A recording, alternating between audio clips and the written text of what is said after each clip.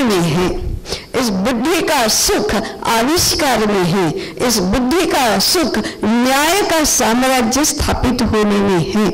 इस बुद्धि को हमने ठीक रूप से समझना चाहिए और बुद्धि का सुख कैसे प्राप्त होगा इसका विचार करना चाहिए। और चौथा है आत्म तत्व स्वयं। हमारे सभी शास्त्रों ने कहा मनुष्य अपने मूल रूप में तो आत्मा ही है। आत्मा सत्यम ज्ञानम अनंतम ब्रह्म। आत्मा प्रेम स्वरूप है, आत्मा आनंद स्वरूप है। इसलिए हमेशा आनंद, सौंदर्य बोध, सृजनशीलता आदि सभी का जो सुख है, सृजन का सुख है, क्रिएटिविटी का जो सुख है वो आत्मिक सुख है। प्रेम का जो सुख है वो आत्मिक सुख है। त्याग करके जो भोग से भी ज्यादा आनंद मिलता है, मैंने एक तो होता है उपभोग का आनंद, रसगुल्ला खाने का आनंद, परंतु दूसरा आनंद होता है रसगुल्ला किसी को खिलाने का आनंद। ये खिलाने का आनंद खाने के आनंद से भी ज्यादा होता है यदि हम प्रेम करते हैं। अब प्रेम नहीं करते हैं तो खाने का ही आनंद होता है, खिलाने से तो जरा मन को ऐसा ऐसा लगता है, मजबूरी में खिलाते हैं। तो ये जो खिलाने का आनंद है उसी को ईशावास्य उपनिषद ने कहा तेन त्यक्तेन भुंजीताः, दूसरों को देकर आनंद मानना, आनंद का अनुभव करना। ऐसा आनंद का अनुभव हम सबको होता है, नहीं होता है ऐसा भी नहीं है।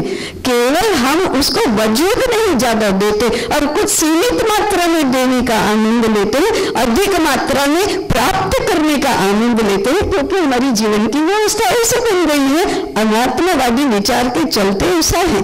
परंतु मूल जो भारत का आत्मवादी चिंतन है उससे देने के आनंद का, त्याग के आनंद का अनुभव तो हम किए बिना रहते नहीं है। केवल साहस नहीं होता, अधिक ऐसा आनंद हमें अधिक मिले इसलिए। तो ये आत्मा, ऐसे शरीर, मन, बुद्धि और आत्मा, इन चारों का समन्वित रूप, चारों का समग्रता में विचार करके एक एक मनुष्य के व्यक्तित्व का विचार करना, उस व्यक्तित्व का विकास करने की योजना बनाना, उसके आधार पर व्यक्तिगत जीवन की रचना करना, उसके अनुसार व्यवस्था में बनाना, ये एकात्म मानव दर्शन का एक पहलू है। दूसरा पहलू है यह सारी सृष्टि यदि एकात्म संबंध से ही व्यक्त हुई है, परमात्मा ने इस व्यक्त रूप धारण किया है, तो इस सृष्टि में मनुष्य अकेला नहीं रह सकता। दूसरे के बिना उसका जीवन संभव ही नहीं है। और ये सारे दूसरे कौन है?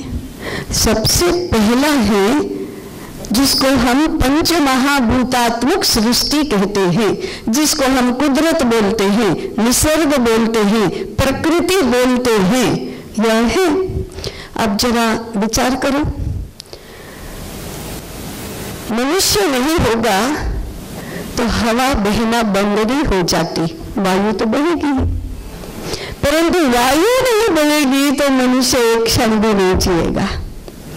मनुष्य नहीं होगा तो नदियों में पानी तो बहेगा, मनुष्य नहीं होगा तो सूर्य तो उगेगा ही, मनुष्य नहीं होगा तो पृथ्वी तो रहेगी ही, मनुष्य नहीं होगा तब भी वृक्ष वनस्पति तो रहेंगे ही।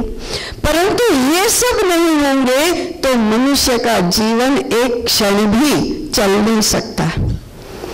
इसलिए मनुष्य का अनिवार्य संबंध प्रकृति के साथ है। तो फिर व्यवहार के सूत्र क्या होना चाहिए?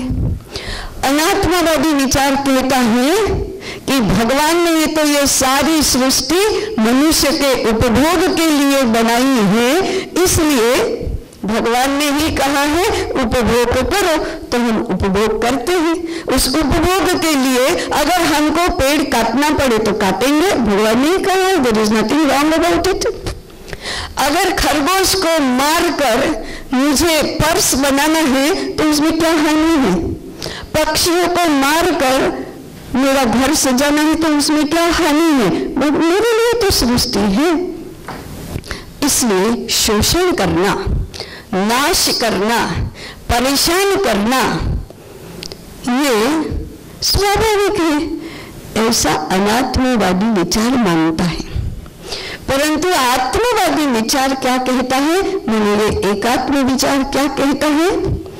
भगवान ने ये सारी सृष्टि बनाने के बाद अंत में मनुष्य का सर्जन किया है और मनुष्य को कहा है कि मैंने तुम्हें मेरे प्रतिरूप में बनाया है, जैसा मैं हूं वैसा ही तू है, इसलिए मेरे सारे काम भी तुझे करना है। और मेरा काम क्या है? तो मैंने जिस चीज को जन्म दिया उन सब का रक्षण और पोषण करना, और तुम अगर मेरे प्रतिरूप हो तो तुम्हारा दायित्व है जितने भी तुमसे छोटे हैं उनका रक्षण और पोषण करना। ये पहला सूत्र है प्रकृति के साथ के संबंध का। इस संबंध को हम 4 सूत्रों में या 4 स्तरों में कह सकते हैं। सबसे पहला है प्रकृति के साथ प्रेम का संबंध होना। हमारा सारा साहित्य प्रकृति के साथ के स्नेह के संबंध को, प्रेम के संबंध को ही प्रस्तुत करती है। कण्व मुनि के आश्रम में शकुंतला पेड़ पौधों के लिए कहती है अस्ति में सहोदर स्नेह एतेषु। ये पेड़ पौधे मेरे आश्रित नहीं है, मेरा तो इनके साथ सहोदर स्नेह है। अब जब प्रेम का संबंध होगा तो किसी का शोषण नहीं करेंगे, प्रेम का संबंध होगा तो किसी का नाश नहीं करेंगे, किसी को परेशान नहीं करेंगे, वो तो स्वाभाविक रूप में ही हम चिंता करेंगे सबकी। दूसरा स्तर प्रेम से थोड़ा नीचे, परंतु फिर भी धारण करने वाला है कृतज्ञता। अरे वृक्ष के कारण से मेरा जीवन है, पृथ्वी के कारण से मेरा जीवन है, वायु के कारण से मेरा जीवन है, तो मुझे कृतज्ञ रहना चाहिए। इसलिए हमारे वैद्य, हमारे घर निर्माण करने वाले, फर्नीचर निर्माण, जितने भी लोग हैं पृथ्वी को माता मानते हैं, नदी को माता मानते हैं, वायु देवता है। ऋग्वेद में ये प्रकृति के सारे तत्व देवता ही है। अग्नि देवता है, वरुण देवता है, पृथ्वी देवता है, वायु देवता है, सारे के सारे देवता हैं। और देवताओं का पूजन किया जाता है, देवताओं का आदर किया जाता है। किस बात के लिए? इनके कारण से हमारा जीवन है। प्रकृति के साथ कृतज्ञता का संबंध। तीसरा है प्रकृति से लिए बिना तो चलता नहीं, तो उतना ही लेना जितने की हमें आवश्यकता है, उतना ही हमारा अधिकार मानना। आवश्यकता से अधिक लेना माने चोरी करना, वो हमारे शास्त्रों ने कहा।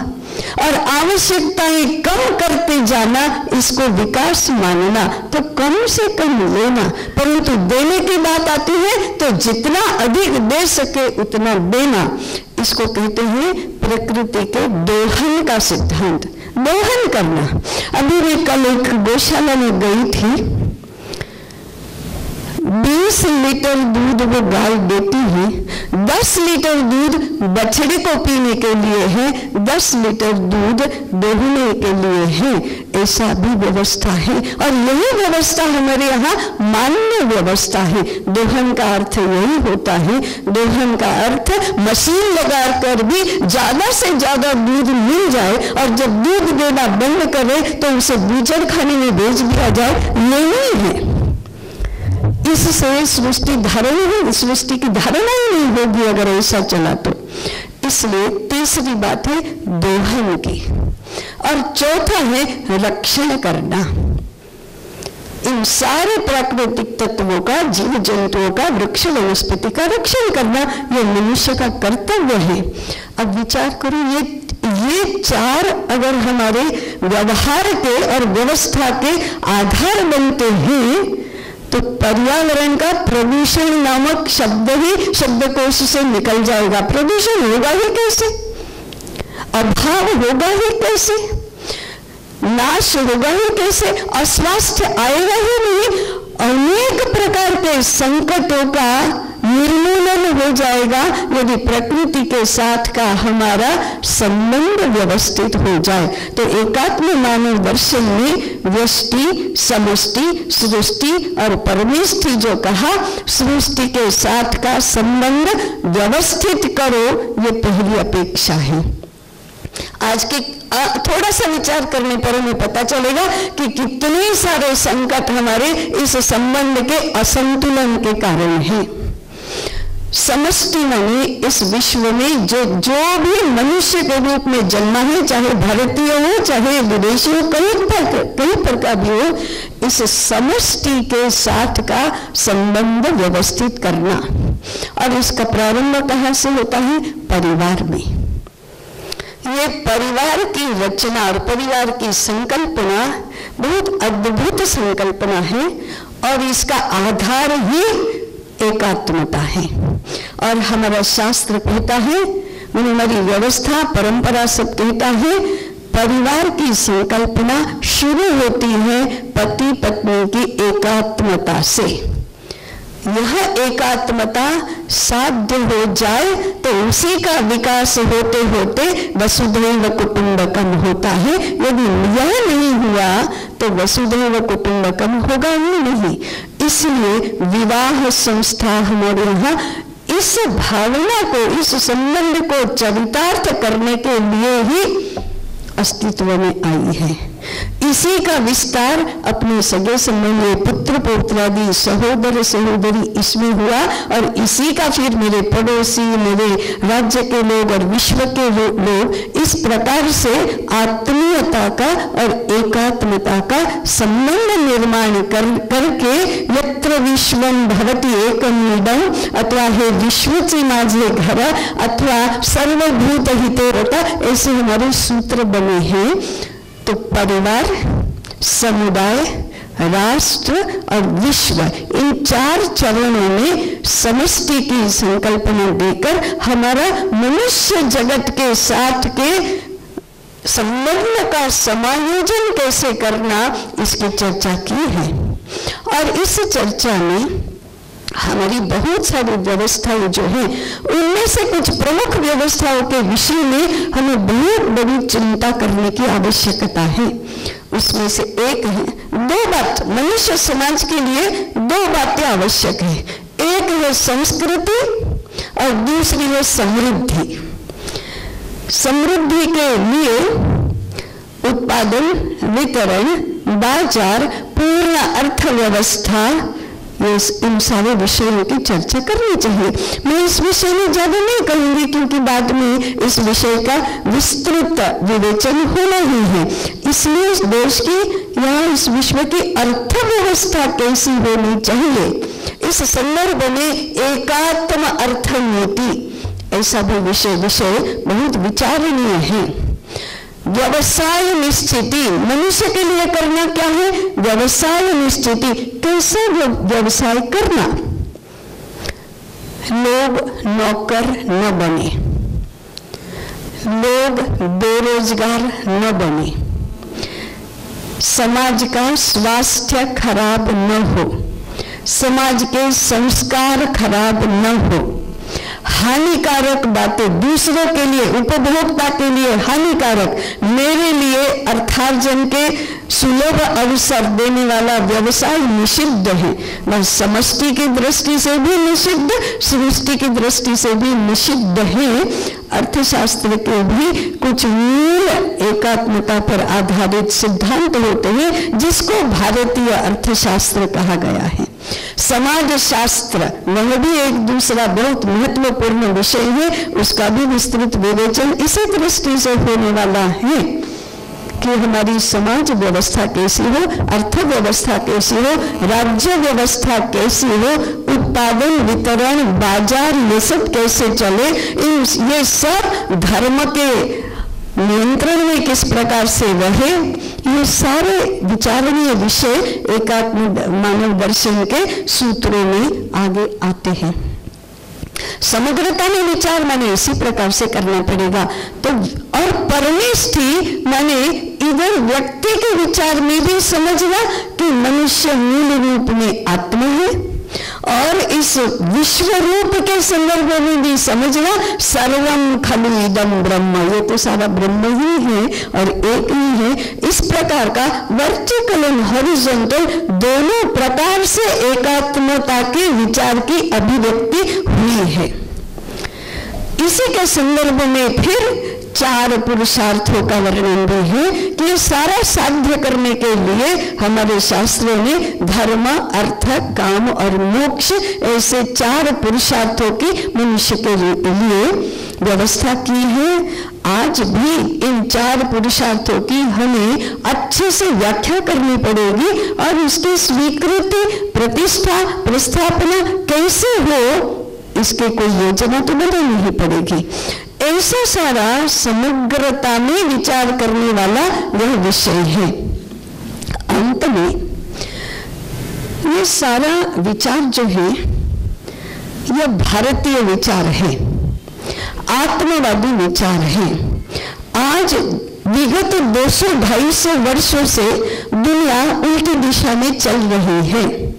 हमने उसको आधुनिक ऐसा नाम दिया है, हमने उसको ग्लोबल ऐसा नाम दिया है। ये आधुनिक शब्द का गलत अर्थ है, ग्लोबल शब्द का भी गलत अर्थ है। सही अर्थ क्या है, विचार करना पड़ेगा। ग्लोबलाइजेशन का भारतीय अर्थ क्या है, लोकतंत्र का भारतीय अर्थ क्या है, आधुनिकता का भारतीय अर्थ क्या है, इसका विचार भी इस संदर्भ में तो करना ही पड़ेगा। परंतु आज के विनाशक व्यवस्थाओं का विचार कहाँ से होगा, प्रतिष्ठा कहाँ से होगी, तो इसके संदर्भ में हमें शिक्षा का विचार करना पड़ेगा। मनुष्य वैसा ही होता है जैसी शिक्षा उसको मिलती है, समाज वैसा ही होता है जैसी उस समाज में शिक्षा की व्यवस्था होती है। हर एक व्यक्ति को शिक्षित करने का दायित्व समाज का होता है। समाज तंत्र ठीक चले इसलिए राज्य तंत्र होता है। आज राज्य तंत्र समाज को भी नियंत्रित करता है, शिक्षा को भी नियंत्रित करता है और धर्म के अधीन नहीं चलता। धर्मतंत्र को भी अपने अधीन करता है और राज्य तंत्र को अर्थतंत्र ने अपने अधीन बना लिया है। इस प्रकार से सारा उल्टा पिरामिड हो गया है। इस संकटों का कारण तो यही है।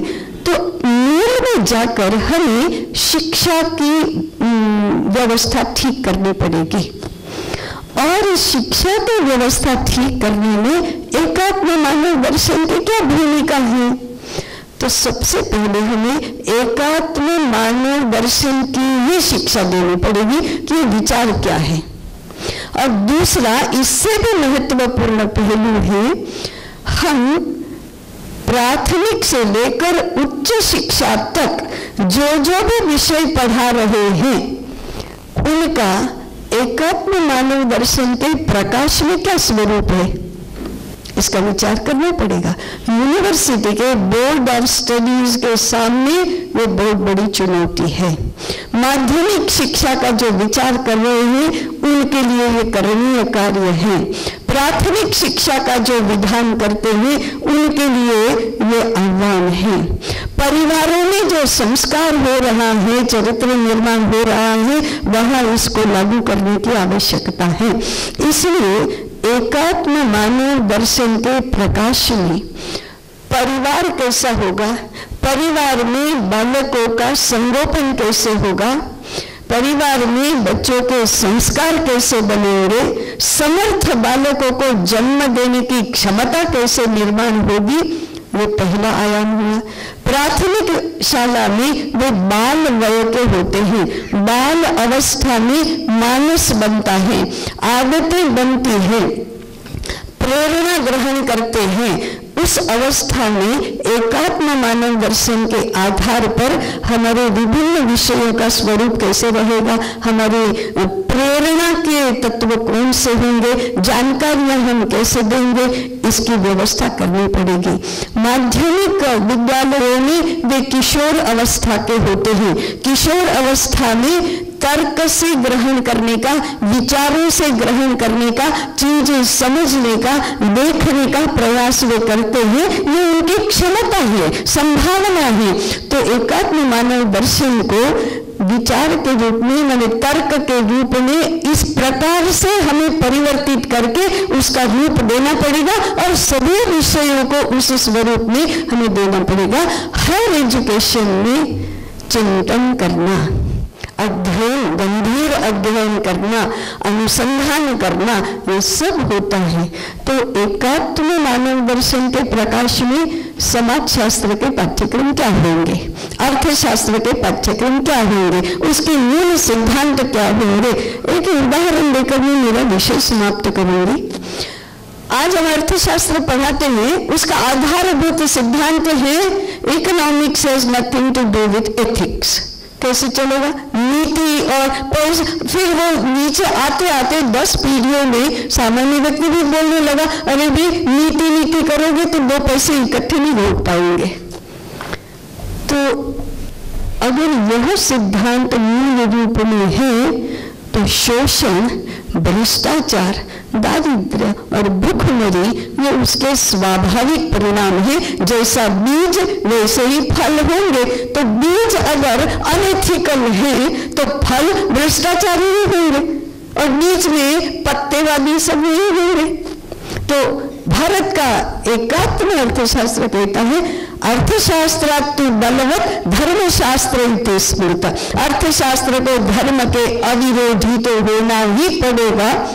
अब अर्थशास्त्र के बोर्ड ऑफ स्टडीज के लोगों ने फिर से चिंतन करके अर्थशास्त्र का स्वरूप बदलना पड़ेगा।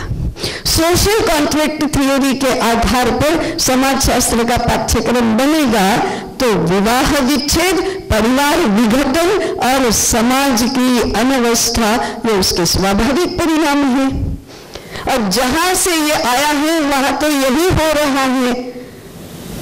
तो आत्मीयता के आधार पर परिवारों की रचना और परिवार भावना के आधार पर समाज की रचना, ऐसा समाजशास्त्र का मूल सिद्धांत तो बनाना पड़ेगा और उसके आधार पर नए पाठ्यक्रम निर्माण करने पड़ेंगे। इस प्रकार से परिवार में होने वाले संस्कारों से लेकर हायर एजुकेशन में होने वाले अध्ययन, चिंतन और अनुसंधान तक के पूरे पाठ्यक्रमों का, पूरी पाठन पद्धति का और उसके लिए आवश्यक नई सामग्री निर्माण करने का विचार शिक्षा के क्षेत्र में हमें करना पड़ेगा।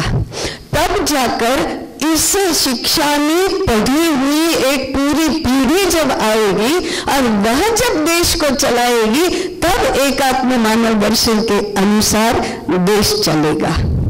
और जब भारत अपने इस चिंतन के आधार पर अपनी व्यवस्थाएं बना लेगा तो विश्व को भी सही दिशा देगा।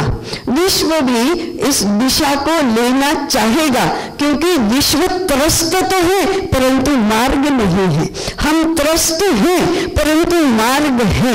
इसलिए उस मार्ग को यदि हमने प्रशस्त किया तो विश्व भी हमसे मार्गदर्शन चाहेगा। हमेशा चाहा है, फिर से भी वो तो चाहेगा ही, आज भी चाहता है। हम उस मार्गदर्शन देने की, मार्ग प्रशस्त करने की स्थिति में आए, यह हमसे अपेक्षित है। इसलिए एकात्म मानव दर्शन का सम्यक रूप में अध्ययन कर, चिंतन कर, उसके अनुसार कुछ रचना बनाकर ये निरंतरता में 20, 25, 30 वर्ष का अवश्य काम है, पर 1-2 पीढ़ियों का काम है। योजना बनाकर ऐसा अगर हमने किया तो इस विश्व को संकटों से मुक्त करने का हमारा जो ईश्वर प्रदत्त कर्तव्य है उस कर्तव्य का निर्वाह भी हम कर पाएंगे। भगवान हमसे यह चाहता है।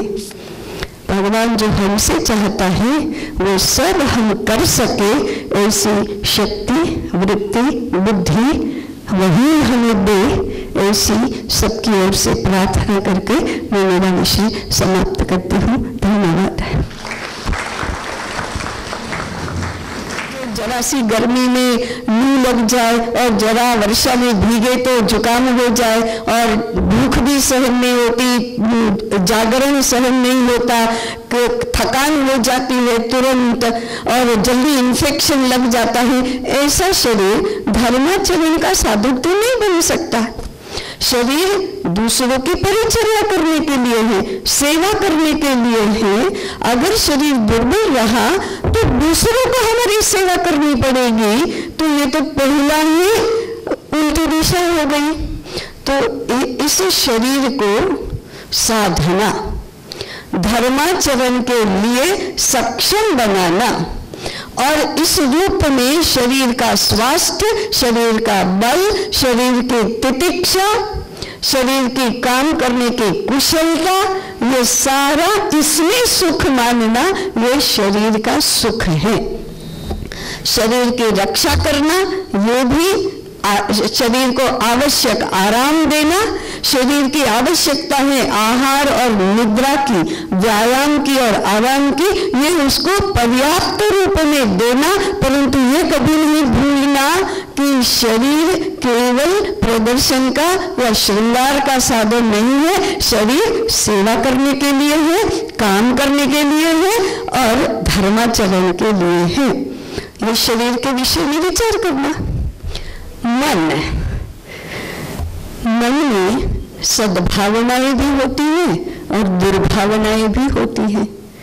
मन परोपकार भी करता है, मन किसी का भला भी चाहता है, लेकिन किसी का बुरा भी चाहता है।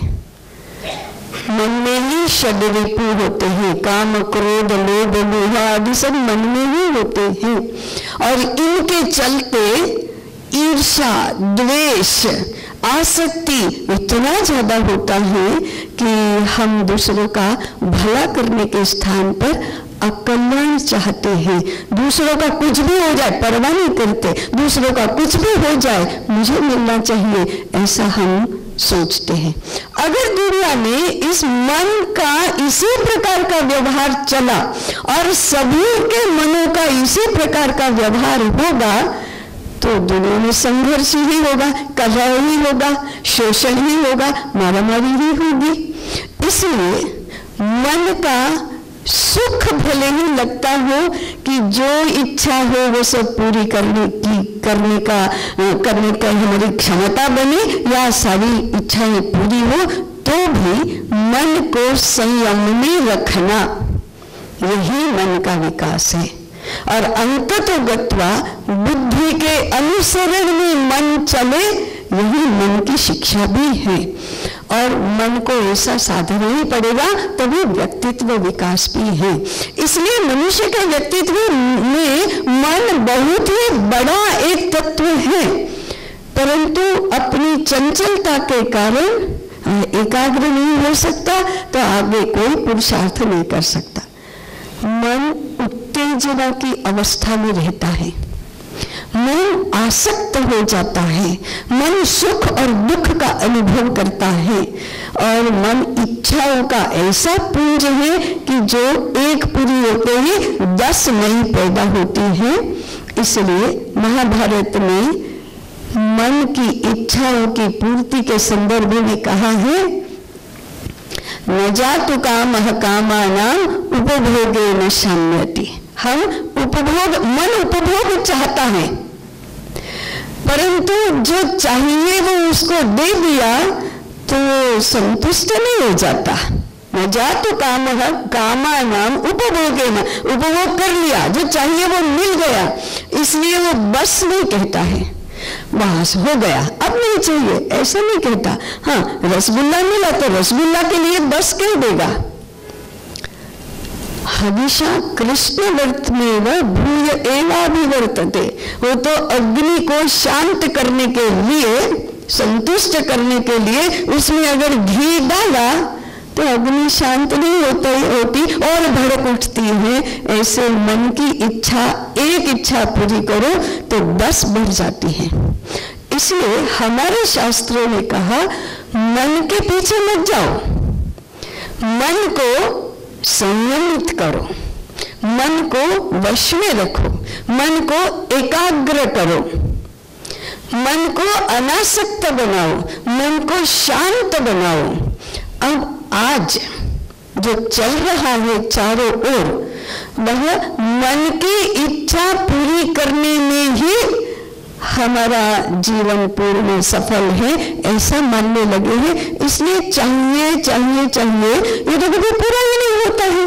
और ये चाहिए चाहिए चाहिए के पीछे हमारा सारा पुरुषार्थ है, अर्थार्जन के लिए जो चाहिए वो सब प्राप्त करने